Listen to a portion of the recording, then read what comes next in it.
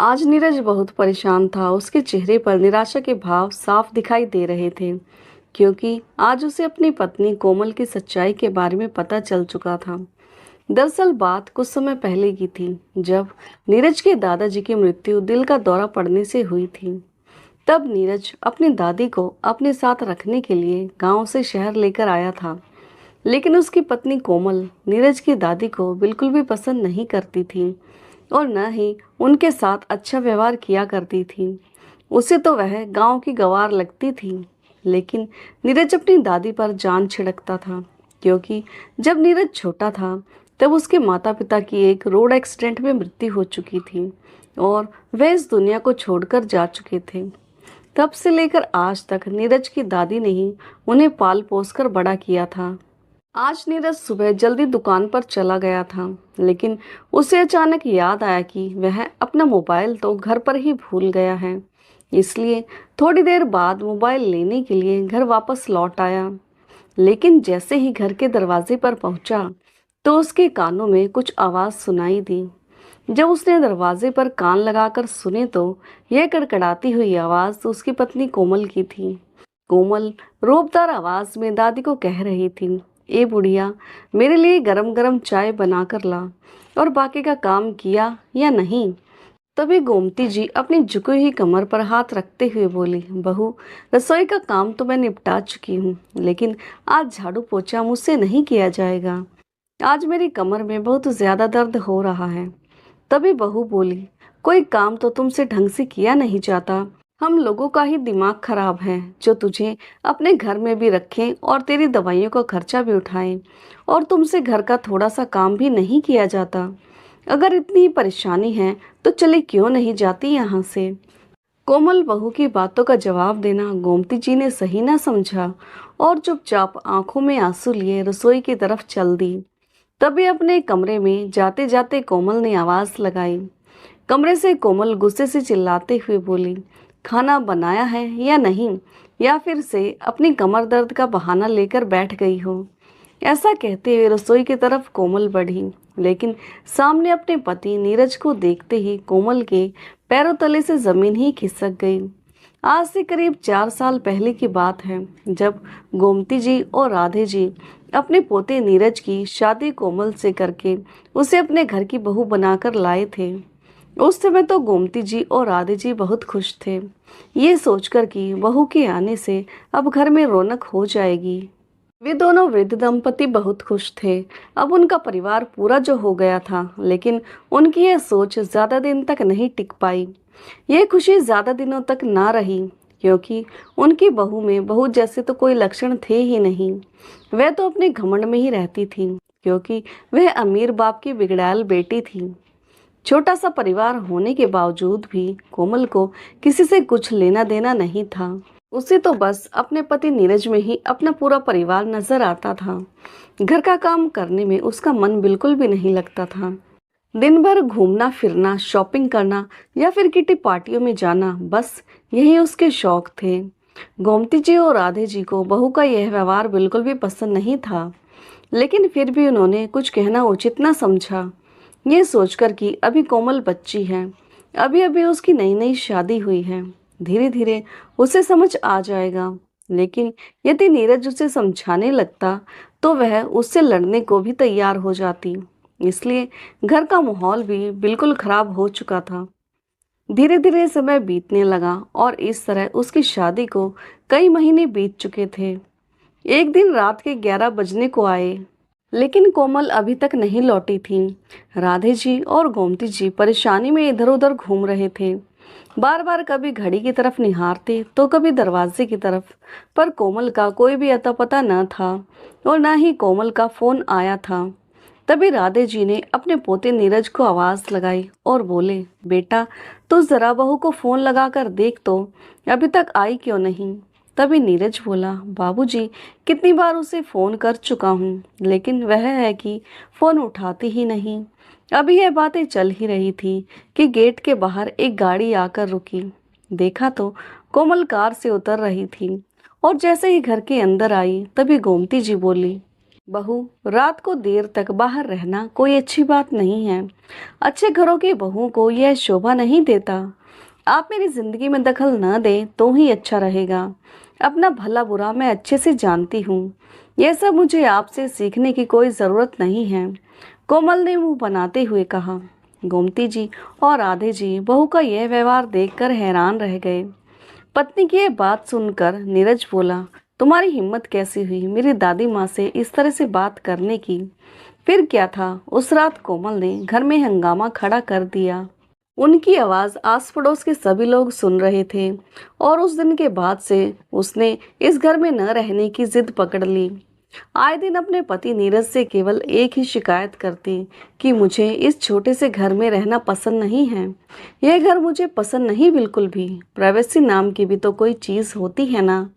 यह कहते हुए कोमल पैर पटकते हुए अपने कमरे में चली गई। कोमल की इन हरकतों से सभी घर वाले बहुत परेशान थे। धीरे धीरे उसका बर्ताव और खराब होता चला गया। वह आए दिन घर में कोई ना कोई बहाना बनाकर बखेड़ा खड़ा कर दिया करती थी, पर नीरज कोमल की बातों पर ज्यादा ध्यान नहीं देता था। लेकिन अब नीरज की दुकान बहुत अच्छी चल रही थी। एक दिन शाम को नीरज घर लौटा तो मिठाई का डब्बा साथ में लेकर आया और बोला, दादाजी, दादी जी, आप लोग कहाँ हैं? जब अंदर आया तो अपनी दादी के मुंह में मिठाई डालते हुए बोला, दादी माँ, आज हमारे लिए बहुत खुशी का दिन है। आज मैंने बहुत बड़ा घर खरीद लिया है। अब हम उस घर में एक साथ रहेंगे और कोमल को भी कोई शिकायत नहीं रहेगी। आज नीरज को जितनी खुशी हो रही थी, उससे कहीं ज्यादा खुशी गोमती जी और राधे जी को हुई कि उसके पोते ने अपनी मेहनत की कमाई से इतने बड़े शहर में एक बड़ा सा घर खरीद लिया है। और यह बात सुनकर कोमल की तो खुशी का ठिकाना ही नहीं था। गोमती जी और राधे जी भगवान का शुक्रिया अदा करने के लिए, भगवान का प्रसाद चढ़ाने के लिए मंदिर चले गए। आखिर इससे ज्यादा खुशी की बात उनके लिए क्या हो सकती थी? लेकिन कोमल के दिमाग में तो कुछ और ही चल रहा था। नीरज हाथ मुंह धोकर डाइनिंग टेबल पर बैठा ही था कि इतने में कोमल कहती है, अपने नए घर में ज्यादा सामान लेकर जाने की कोई जरूरत नहीं है। जितना जरूरत का सामान होगा उतना ही लेकर जाएंगे। वैसे दादी माँ और दादाजी तो इसी घर में रहेंगे। जब जिस चीज की जरूरत होगी हम यहाँ से ले जाया करेंगे। पत्नी की यह बात सुनकर नीरज की हैरानी का ठिकाना न रहा। नीरज बोला, ये तुम क्या कह रही हो? मेरी दादी माँ और दादाजी यहाँ कैसे रहेंगे? और क्यों रहना? और यह बड़ा सा घर मैंने उनके लिए ही खरीदा है। और वैसे भी मैं उनका इकलौता पोता हूँ और मेरे अलावा इस दुनिया में इनका है ही कौन, इसलिए मैं उनसे अलग नहीं रह सकता। देखिए जी, मुझे नहीं लगता कि वे दोनों यह घर छोड़कर अपने पोते के घर जाना चाहेंगे। और यदि आपको कोई परेशानी है तो आप उन्हें भी नए घर में ले चलो, लेकिन फिर मुझसे कोई उम्मीद मत रखना कि मैं उनकी सेवा करूंगी। कोमल ने इतने स्पष्ट शब्दों में अपनी बात कह दी तो नीरज उसे हैरानी से देखता ही रह गया। तब तक उधर गोमती जी और राधे जी भी मंदिर से वापस लौट आए थे। पोते और बहू के बीच की सारी बातें उन्होंने सुन ली थीं। तभी राधे जी अंदर आए और बोले, बेटा, तुम दोनों नए घर में रहने के लिए जा सकते हो। हमारी चिंता करने की कोई जरूरत नहीं है। हम यहाँ इस पुराने घर में भी रह लेंगे। फिर बहू की ओर देखते हुए बोले, कोमल बिटिया, तुम चिंता मत करो, मैं नीरज को अपने आप समझा दूंगा। नीरज ने उसी समय रोते हुए अपने दादाजी के पैर पकड़ लिए और बोला, दादाजी, आपने तो अपनी बात कह दी और कोमल ने भी अपनी बात कह दी, लेकिन मेरे बारे में तो किसी ने सोचा ही नहीं। मैं आप लोगों से दूर नहीं रह सकता। अपने पोते को रोता देखकर राधे जी और गोमती जी की आंखें भी भर आई। तभी गोमती जी ने उसे उठाया और अपने गले से लगाते हुए बोली, देखो बेटा नीरज, अब तुम्हारी शादी हो चुकी है, अब तुम बच्चे नहीं रहे। और वैसे भी हम दोनों नहीं चाहते कि किसी कारण तुम दोनों के रिश्ते में खटास आए। तुम हमारी बातों को समझो बेटा, हम तेरे भले के लिए ही कह रहे हैं। लेकिन दादी माँ, दिल छोटा मत करो बेटा, हम लोग इसी शहर में ही तो हैं। जब तुम्हारा मन करे मिलने आ जाना, लेकिन दिन में एक बार फोन करके अपनी आवाज़ ज़रूर सुना देना। तेरे बूढ़े दादा दादी उसी से खुश हो जाएंगे। लेकिन नीरज नहीं माना। नहीं दादाजी, मैंने फैसला कर लिया है, मैं आपको छोड़कर कहीं नहीं जाऊंगा। तभी कोमल बेशर्मी से बोली, तुम्हें तो बस अपने दादा दादी की फिक्र है। मेरी इच्छा तो तुम्हारे लिए कुछ मायने ही नहीं रखती। इतना तो इन लोगों को भी समझना चाहिए कि अपने पोता बहू की खुशी में ही अपनी खुशी देखें। और मैंने तुम्हें पहले ही कहा था कि मुझे प्राइवेसी चाहिए। अब मैं तुम्हारे गंवार दादा दादी को और नहीं झेल सकती। इतनी बात सुनते ही नीरज का गुस्सा सातवें आसमान पर पहुंच गया और वह कोमल पर हाथ उठाने वाला था। तभी तुरंत राधे जी ने आकर हाथ पकड़ लिया और अपने हाथ जोड़कर कहने लगे, बेटा, हमारी विनती है कि तुम लोग यहाँ से चले जाओ। हमारे कारण तुम अपनी गृहस्थी खराब मत करो। मैं तो बस इतना ही चाहता हूँ कि तुम लोग हंसी खुशी से रहो। तुम्हारा रिश्ता खराब होते हुए देखकर तो हमें भी चैन नहीं मिलेगा। ऐसा कहते हुए राधे जी ने अपने पोते को अपने सीने से लगा लिया। नीरज और उसके दादा दादी तीनों की आंखों में आंसू थे। वहीं कोमल यह सोचकर खुश थी कि आखिरकार उसकी चाल कामयाब हो गई। बस फिर क्या था। लगभग एक हफ्ते बाद नीरज और कोमल नए घर में शिफ्ट हो गए। अपने नए घर में आकर कोमल बहुत खुश थी, लेकिन नीरज अलग रहते हुए भी अपने दादा दादी का खूब ख्याल रखता था। हर रोज फोन करके अपने दादा दादी से बात करता और उनका हालचाल पूछता और हर सप्ताह उनकी ज़रूरत का सामान लेकर आ जाया करता और अपनी दादी और दादा के साथ कुछ समय बिताता। इसके दादा को कभी भी कोई भी काम होता तो उसी समय हाजिर हो जाता। राधे जी को हार्ट की बीमारी थी, इसलिए उन्हें हर हफ्ते डॉक्टर के पास भी दिखाने के लिए ले जाया करता। कभी कभी दिल करता तो अपनी दादी के हाथ का खाना खाने भी अचानक पहुंच जाता और पूरा दिन अपने दादा दादी के साथ बिताता। जिस दिन पोता उनके पास होता उस दिन तो गोमती जी और राधे जी का चेहरा गुलाब की तरह खिल जाता। वह दिन तो उन्हें किसी त्योहार से कम नहीं लगता था। एक दिन जब राधे जी बाजार से घर लौट रहे थे तो गोमती जी रसोई में खाना बना रही थी। अरे गोमती, खाने की कितनी अच्छी खुशबू आ रही है। पूरा घर महक रहा है। क्या क्या बनाया है, जरा हम भी तो देखें। रसोई घर में जाकर खाना बनाते हुए गोमती जी से राधे जी बोले और रसोई घर में बने तरह तरह के पकवान देखने लगे। वाह, क्या बात है गोमती, इतना कुछ पका कर रखा है तुमने, जैसे आज कोई त्योहार हो। लेकिन खाने वाले तो हम दो ही लोग हैं। और यह देखो, मशरूम की सब्जी, गाजर का हलवा, साथ में मनपसंद कचौड़ी और रसमलाई भी बनाई है। लेकिन यह तो बताओ, आज हम पर इतनी मेहरबानी कैसे हो रही है। राधे जी की बात सुनकर गोमती जी मुस्कुराने लगी और फिर बनावटी अंदाज में बोली, अरे आप भी ना हमेशा भूल जाते हैं कि मेरे लिए त्योहार से भी ज्यादा मायने कौन सा दिन रखता है। दरअसल कल नीरज का फोन आया था और बता रहा था कि वह आज हम लोगों से मिलने आएगा। इसलिए सोचा कि उसकी पसंद की सब्जियों के साथ साथ कचौड़ी और रसमलाई भी बना लूं। उसे पसंद है ना मेरे हाथ के बने हुए पकवान। पोते का नाम सुनते ही राधे जी के चेहरे से मुस्कुराहट गायब हो गई। तभी गोमती जी बोली, जरा खाकर तो बताइए कैसी बनी है कचौड़ी। गोमती जी ने जैसे ही कचौड़ी की प्लेट राधे जी की तरफ की तो अपनी पत्नी का दिल रखने के लिए राधे जी ने उसमें से एक कचौड़ी उठाई और उदास होते हुए रसोई घर के दरवाजे से सटक कर खड़े हो गए। उनके मुस्कुराते हुए चेहरे पर अचानक दुख के भाव आ गए थे। शरीर में जैसे जान ही न हो। गोमती जी के चेहरे की तरफ देखते हुए भावुक होते हुए बोले, गोमती, एक बात बताओ, शादी के बाद बच्चे माँ बाप से दूर क्यों चले जाते हैं? क्या उनके जीवन में माता पिता की कोई आवश्यकता नहीं रह जाती? ऐसा कहते हुए आंगन में रखी कुर्सी पर जाकर बैठ गए और पास में रखा अखबार उठाकर पढ़ने का दिखावा करने लगे। गोमती जी उनके दिल का हाल जानती थी। अपने पति का मूड ठीक करने के लिए उन्होंने उनकी पसंद का बादाम वाला दूध बनाया और गर्मा गर्म दूध गिलास में डालकर ले आई और वहीं पास में रखे स्टूल पर रख दिया। फिर साड़ी के पल्लू से अपने माथे का पसीना पोंछते हुए राधे जी के पास दूसरी कुर्सी पर बैठ गए। लेकिन राधे जी ने अखबार पढ़ना जारी रखा। फिर गोमती जी ने उनके हाथ से अखबार लेकर एक तरफ रख दिया। फिर बोली, मैं जानती हूँ कि आप अखबार नहीं पढ़ रहे हैं। देखिए, अब तो अखबार के पन्ने आपके आंसू से भीग चुके हैं। ऐसा कहते हुए गोमती जी ने राधे जी के आंसू पोंछे और फिर कहने लगी, आप भी हद करते हैं। आपने खुद ही अपने पोते से कहा था अलग मकान में रहने के लिए। जबकि वह तो हमें छोड़कर जाना ही नहीं चाहता था। और फिर उस समय जब मैं उदास हो गई थी, तब तो आप मुझसे कहते थे कि मैं बिना मतलब ही उदास हो रही हूँ, बिना मतलब के पोते के लिए रोती जा रही हूँ। कुछ ही दूरी पर तो पोते का मकान है, जब दिल करेगा उससे मिलने चले जाएंगे। तब तो आप मुझे तसल्ली दिया करते थे, लेकिन आज आप ही अपना धीरज खो बैठे हैं।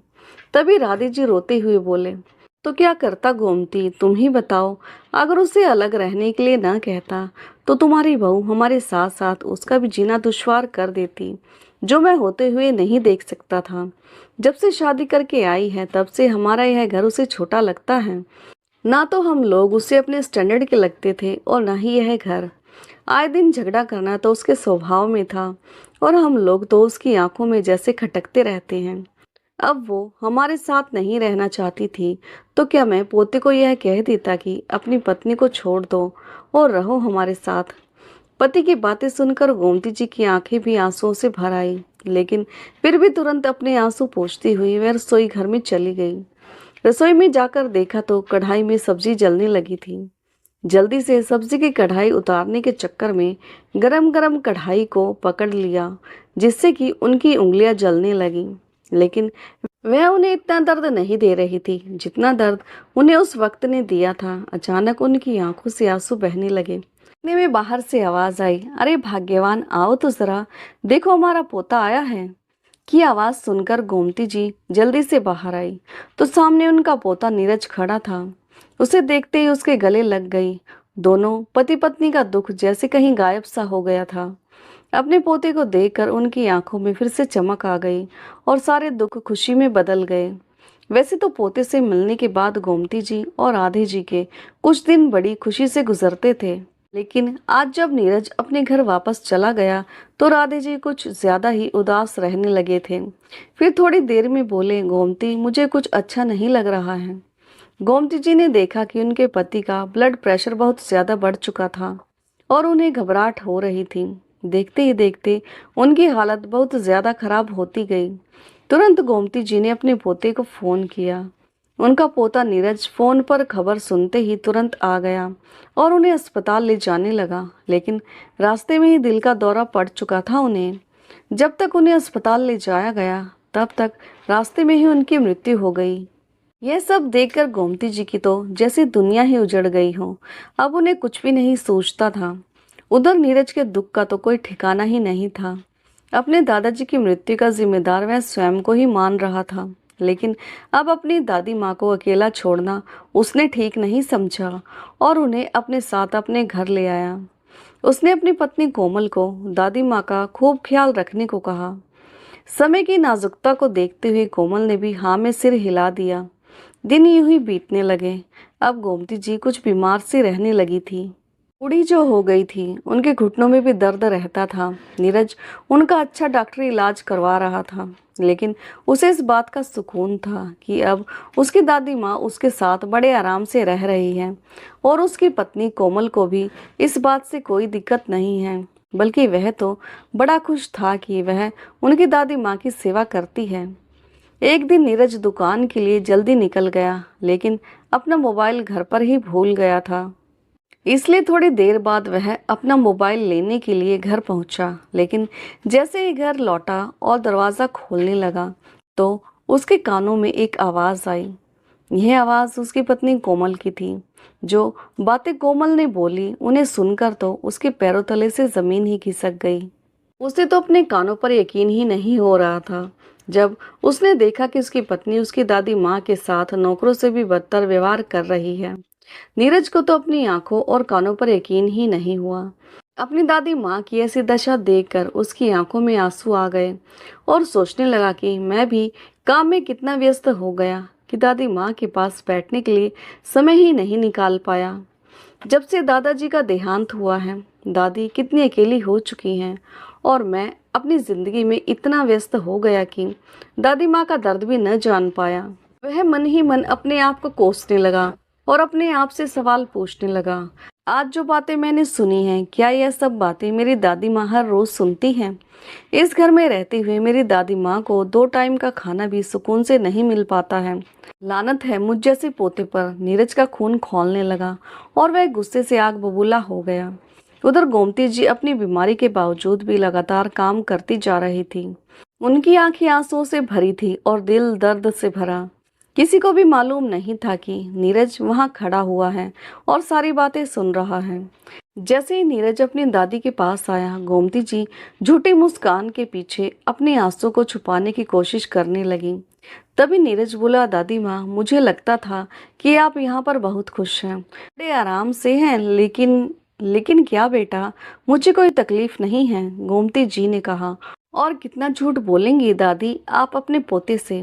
आज तक आपने मुझे बताया क्यों नहीं कि कोमल आपके साथ ऐसा व्यवहार करती है, या फिर आपको अपनी परवरिश पर भरोसा ही नहीं था? आपने तो मुझे पराया ही समझ लिया, जो मुझे अपने दुख दर्द और परेशानी में भी शामिल नहीं कर सकी, नीरज ने कहा और अपनी दादी माँ का हाथ उठाकर अपने सिर पर रख दिया और फिर बोला, दादी माँ, आपको मेरी कसम है, अगर आपने झूठ बोला तो मुझे सच सच बताइए कि मेरी गैर मौजूदगी में कोमल आपके साथ कैसा व्यवहार करती है।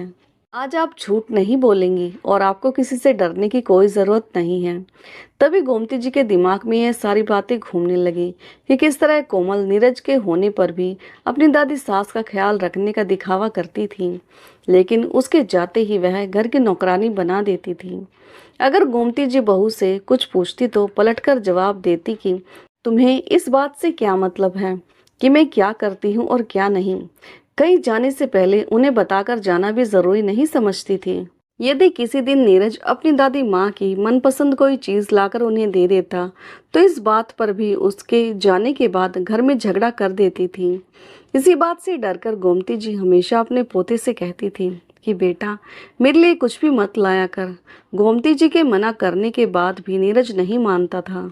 दादी के कमरे में टीवी लगा हुआ था ताकि खाली समय में दादी अपना दिल बहला सके। एक दिन दादी जी का मन हुआ कि थोड़ी देर के लिए टीवी पर भगवत कथा का आनंद ले, लेकिन जैसे ही कोमल ने देखा, उसके तो जैसे तन बदन में आग ही लग गई हो और गुस्से से उन्होंने गोमती जी के हाथ से रिमोट छीनकर टीवी बंद कर दिया और बोली, मैं थोड़ी देर के लिए घर से बाहर क्या गई, तू तो टीवी चलाकर देखने लगी। तेरे कमरे में पंखा भी चल रहा है, इन सब का बिल कौन भरेगा? तू या तुम्हारा मरा हुआ पति? कोमल अब अपने बच्चों को भी इसी तरह की बातें सिखाने लगी थी। गोमती जी को यहाँ रहते काफी समय बीत चुका था, इसलिए आस पड़ोस की कुछ महिलाएं उनकी सहेलियां बन गई थीं। लेकिन जब भी उनकी कोई सहेली उनसे घर पर मिलने के लिए आती तो बच्चे वहीं बैठकर अपनी दादी की कही गई हर एक बात को बड़े ध्यान से सुनते कि वह अपनी सहेलियों के साथ क्या क्या बातें कर रही थी, और उनके बाद जाकर अपनी माँ को हर एक बात बताते। जब भी कोमल अपने बच्चों से कुछ खाने का सामान मंगवाती तो बच्चे चीज उनसे छुपा कर लाते, और जब गोमती जी सोने चली जाती तब खाते। एक दो बार गोमती जी ने उनसे पूछा भी, बेटा क्या लेकर जा रहे हो? तो बच्चे बोले, कुछ नहीं दादी माँ, हम कुछ भी नहीं लेकर जा रहे, मम्मी ने साबुन मंगवाया था, वही लेकर जा रहे हैं। गोमती जी सब कुछ समझती थी लेकिन कुछ भी नहीं कहती थी, परंतु बच्चों को गलत बात सिखाना उन्हें सही नहीं लगता था। तो एक बार उन्होंने अपनी बहू से कह दिया कि बहू, बच्चों को यह गलत बातें मत सिखाया करो। अगर तुम लोग मेरे सामने भी कुछ खाओगे तो मैं तुमसे छीन थोड़ी ना लूंगी। लेकिन बहू को तो उनकी हर एक बात खराब ही लगती थी। तभी कोमल आकर बोली, बुढ़िया, इस उम्र में इतना चटोरापन तुम्हारे लिए ठीक नहीं है। कुछ उल्टा सीधा खाओगी तो बीमार हो जाओगी, और वैसे भी बच्चों को क्या मालूम इन सब बातों का। आप तो बिना मतलब ही बच्चों पे इल्जाम लगाती रहती हैं। आपको तो बस घर में झगड़ा लगाने के लिए बहाना चाहिए। अक्सर नीरज के काम पर जाने के बाद कोमल अपनी सहेलियों के साथ मौज मस्ती करने चली जाती थी और सारा काम गोमती जी पर ही छोड़ जाती, और यदि वह कुछ बोलती तो उल्टा उन्हें ही चार बातें सुना दिया करती। ये सारी बातें गोमती जी ने आज तक अपने पोते से नहीं कही थी, लेकिन आज जब नीरज ने उनसे अपनी कसम दी तो वह खुद को रोक ना पाई और सब कुछ अपने पोते को बता दिया। तभी कमरे में कोमल के गुस्से से चिल्लाने की आवाज आई। खाना बनाया या नहीं, या फिर से अपनी कमर दर्द का बहाना करके लेटी हुई है। ये भगवान, पता नहीं है बुढ़िया हमारा पीछा कब छोड़ेगी। ऐसा कहते हुए कोमल चिल्लाते हुए रसोई घर की तरफ आई, लेकिन सामने अपने पति नीरज को देखते ही उसके होश उड़ गए। इस तरह का व्यवहार देखकर नीरज का खून खौल उठा और उसने खींचकर एक तमाचा अपनी पत्नी के मुंह पर मार दिया। कोमल तुरंत चक्कर खाकर जमीन पर गिरने ही वाली थी। फिर थोड़ा संभल कर बोली, आप कब आए? मैं उस समय आ गया जब तुम बेशर्मों की तरह बात करते हुए मेरी दादी माँ पर रौब झाड़ रही थी। मेरी दादी के साथ नौकरों की तरह व्यवहार करने की तुम्हारी हिम्मत कैसे हुई? आखिर और कितना नीचे गिरोगी तुम? कोमल, तुम्हारा दीन ईमान है या नहीं? तुम क्या जानो मेरी इस दादी के मुझ पर कितने एहसान हैं। मैं सिर्फ 4 साल का था जब मेरे माता पिता इस दुनिया को छोड़कर चले गए थे। मैं इस दुनिया में बिल्कुल अकेला रह गया था। तब से लेकर आज तक मेरे दादा और दादी जी ने ही मिलकर मेरा ख्याल रखा और मुझे पाल पोस कर बड़ा किया और मुझे इस लायक बनाया कि आज मैं अपने पैरों पर खड़ा हूँ। लेकिन तुमने मेरे उन्हीं दादा दादी के साथ ऐसा गलत व्यवहार किया, मुझे उनसे दूर किया। मैं चुप रहा, लेकिन अब मैं चुप नहीं रहूँगा। लेकिन बस अब और नहीं। अपनी दादी की सेवा करने के लिए उनका पोता अभी जिंदा है, मैं मरा नहीं। मेरे रहते मैं उन पर दुख की छाया नहीं पड़ने देना चाहता। नीरज की यह बातें सुनकर कोमल का सर शर्म के मारे जमीन में गड़ा जा रहा था और अपनी दादी सास के पैरों में गिरकर माफी मांगने लगी। गोमती जी ने उसे माफ कर दिया, लेकिन कोमल के माफी मांगने के बाद भी नीरज उसे माफ नहीं कर पाया और आज करीब 15 साल के बाद वही कोमल अपने इस मकान के एक कमरे में अकेले पड़ी रहती है और उसका वही बेटा जिसे उसने दादी से चीज छुपाकर लाने की गलत बात सिखाई थी, उसी बात पर वह आज भी चल रहा था और अपनी पत्नी के लिए सभी चीजें अपनी माँ से छुपाकर लाता और बिल्कुल उसी तरीके से जैसे कि उसने सिखाया था कि जब दादी के कमरे का दरवाज़ा खुला हो तो सामने से मत लाना और अगर वह सामने भी आ जाए तो सामान को पीछे छुपा लेना। समय बहुत आगे बढ़ चुका था। आज गोमती जी तो ये सब याद दिलाने के लिए उनके साथ नहीं थी, लेकिन उनका पड़पोता अपनी माँ को उनके किए गए कर्म बार बार याद दिलाता रहता था। क्या इंसान बूढ़ा हो जाता है तो उसकी इच्छाएं और उसकी भूख क्या खत्म हो जाती है? नहीं ना। लेकिन बेटे और बहू को यह बात समझ में नहीं आती कि कल को उन्हें भी इसी दौर से गुजरना पड़ेगा। जो जैसा कर्म करेगा उसे वैसा ही आगे फल मिलता है। यही तो प्रकृति का नियम है। दोस्तों, आपको ये भावुक और प्रेरणादायक कहानी कैसी लगी और कहानी का कौन सा हिस्सा आपके दिल को छू गया, कमेंट बॉक्स में ज़रूर बताइएगा। तो फिर मिलते हैं एक नई कहानी के साथ। तब तक के लिए बहुत बहुत धन्यवाद।